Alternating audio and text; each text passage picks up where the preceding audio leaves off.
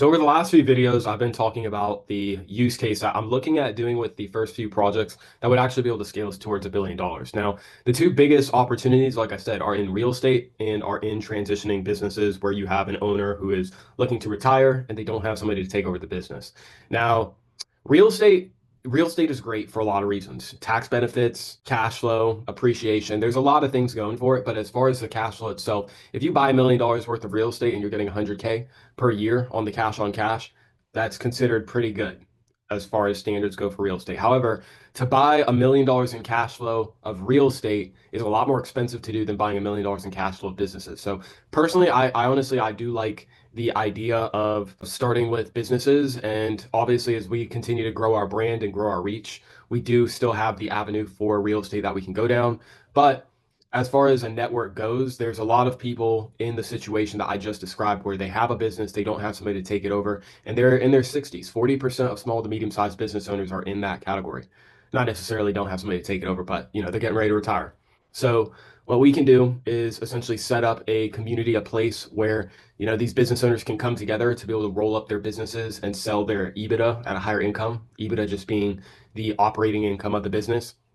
On top of this, we can also have it set up where it's a place where there are the up and coming generation, the people who would be taking over these businesses. They could go in here to be able to network, learn from, and maybe even take over the businesses from some of the other people who join into the group. So there's honestly there's three big categories. There's the retiring business owner, there's the person looking to get into the industry, and then there's the in-between spot where we may have people who own a business in the industry, but they're not yet ready to retire. Maybe they're in their 20s, 30s, 40s, and they still have a lot of gas in the tank. These people are the people we can use as operators for the large company that we roll up within a project. And they would work together with some of the up and comers to help facilitate the process of developing leaders who can run the business.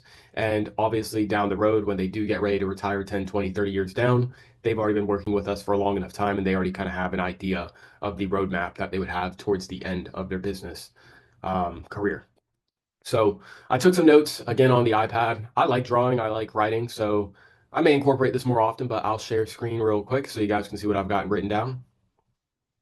So as far as, let me get this out of the way.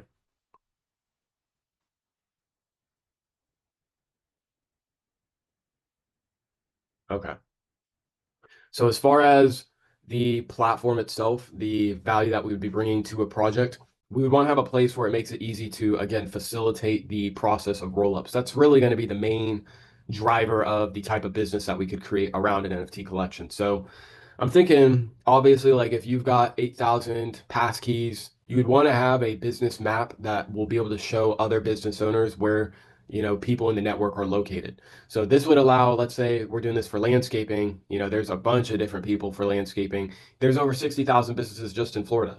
So if we could have a map where it's going to show hot spots where, okay, we've got 50 business owners over here in Tampa, we've got 80 from Miami to Fort Lauderdale, we've got 30 up in Jacksonville. It makes it easier to be able to group those business owners together and start getting in talks as far as how we're going to go about consolidating the businesses into one entity. So given Florida, there's a lot of old people who aren't going to be going outside cutting their grass and they need places to live. So the three businesses that I'm really paying attention to are going to be assisted living, landscaping, and construction. Construction encompasses a lot of different businesses, but overall, these are the three main industries that I would want to start off with projects first. Obviously, if we see opportunities otherwise, we can adjust, but I think this is strong given Florida's demographic.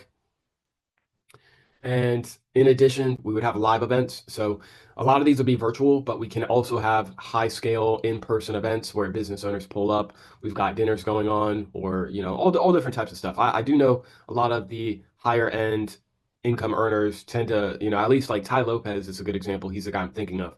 He's thrown house parties to get some of these more elusive entrepreneurs out to the scene just because if you're having fun, if you're having a good time, typically it's going to be easier to get those business owners out there rather than it just being all about business and these guys, especially if they feel like they're in a level above the type of crowd that's going to be rolling up, they're not going to show up. So we want to have stuff that's fun, but also that provides the opportunity for people to network, people to collaborate, and ultimately for people to partner.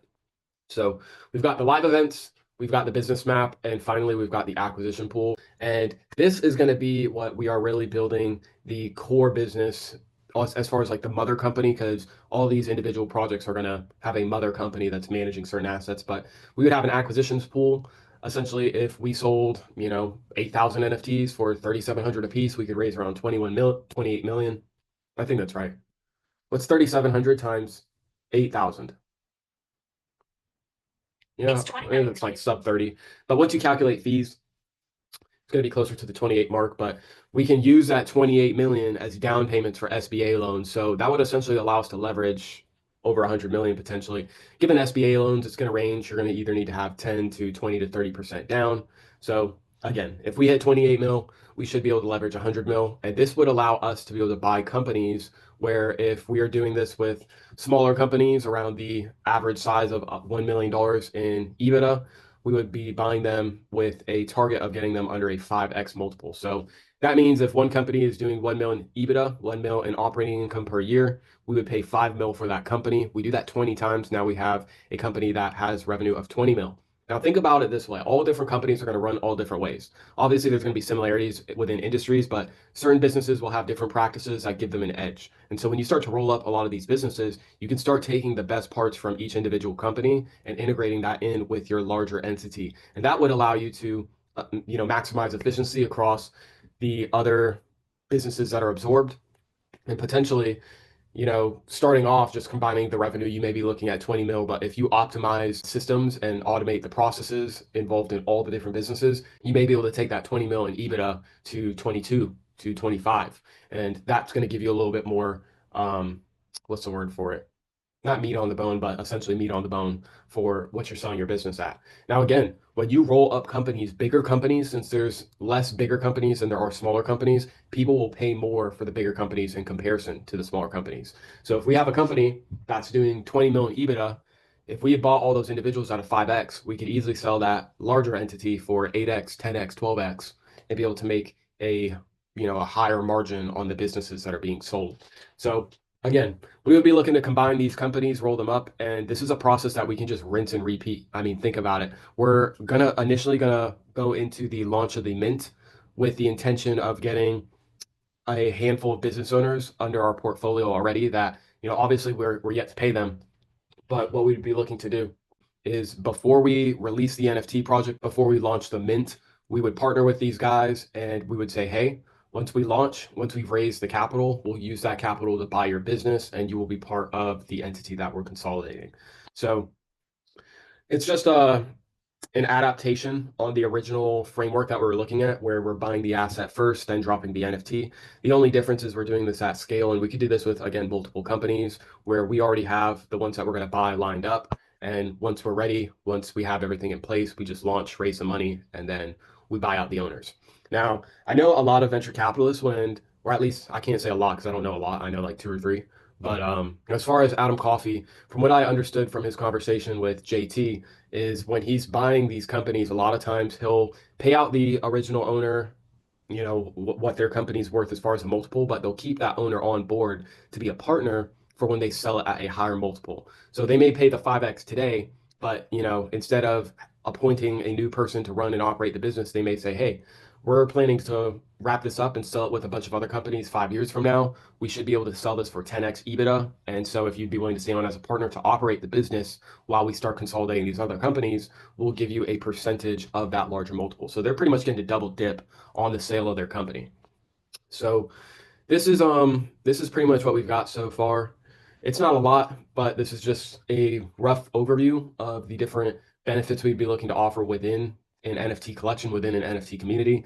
Because again, I didn't really get the aspect of the importance of the community until I understood the decentralized framework of projects. Now, if you have a centralized framework, it's a little different. Like if you're just having a project for 4 people, it's obviously going to be ran different than if you had one for 8,000 people or 5,000 people. But essentially, with the nature of the communities that are built on NFT projects, we could very well create a platform in a place where entrepreneurs within various industries can come together to help put on the next generation and ultimately get a higher payout for the businesses that they own. So this is what we're going to work on. I need to figure out how to market this. And that's kind of my biggest hurdle now, because originally we were looking at, okay, how do we monetize the things that we're building? And we've gotten a few ideas, but as far as the most profitable, this by far is definitely the most profitable. Obviously it's going to take a little bit more time, but this is the method that I would want to really, focus and hone in on. We can use other ideas that we had earlier to be able to build credibility as far as us being a builder, me being a builder. But this is the route that I think makes the most sense for our overall long-term goals. But as far as creating the partnerships, I know the best way to gain access to the networks we want to work with would be through partnerships because there's a guy named James. He runs the School of Hard Knocks. You guys have almost definitely heard of it. He's got access to hundreds, if not thousands, of different entrepreneurs, and not just any entrepreneurs, like top level entrepreneurs. So these could be the experts that we look to partner with as far as heading projects. I myself, given I've focused a lot on the code behind how the project would work, I can build a network within the Web3 space. At least that's what I would be looking to do as far as my contribution to a project. On top of this, we would also have someone who's an expert in rollup, someone who's done this before. Adam Coffey, again, he's the guy that is my highest preference to work with. But finally, the last network is who's buying the project. How are people knowing about this? Now, there's going to be people who buy the project because they want to speculate and see if they can flip it. There's going to be people who buy the project because they see it as an opportunity to actually make money by holding the project and owning the project, given the revenue sharing capabilities of the NFTs we've built. But ultimately, our target market is going to be entrepreneurs because the value of the network is going to give the project its value. So I need to figure out how we are actually going to go about building the attention that we would need to draw in those customers, but we also need to focus on building a product. So once people do know about it, it's something that they can look at and be like, damn, this is really cool.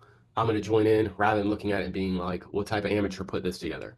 So I'm still, I'm trying to figure out how we want to set this up because again, you want it to be a place where people can interact with each other. But as far as like business lists and maps, even just the capability of networking, we would want to have a feature where you have to have one of the NFTs to be able to access the platform itself. So I need to consult with ChatGPT how we're going to go about putting this together. But again, my focus is really working on the code. From the code, we make content. With the content, we look to collaborate, and then with the collaboration, we raise the capital. So I've got the NFT built. Now it's time to start really honing in on some of these front ends, which that's what we've been working on this month. So there's some more insight on what we're going to be building as far as the platforms for our rollups. I think again, this is a really, really lucrative space, just given there are so many businesses that are going to change hands over the next few years, that if we can set ourselves up as the place to go to get the highest return on your business when you look to sell, on top of that, we give the enjoyment of being able to pass on the knowledge and the experience to the younger generation. So if we position ourselves as the leader in that space and pioneer a new way to flip your business, then we could really build something pretty cool for not only the people who are retiring, but the next up and coming generation. So we've got some work to do as far as putting together the platform, building things, making sure it feels right, feels good to use. But for now, I've got to go do some Uber, make some money. So with that being said, I'll see you guys on the next video. Peace.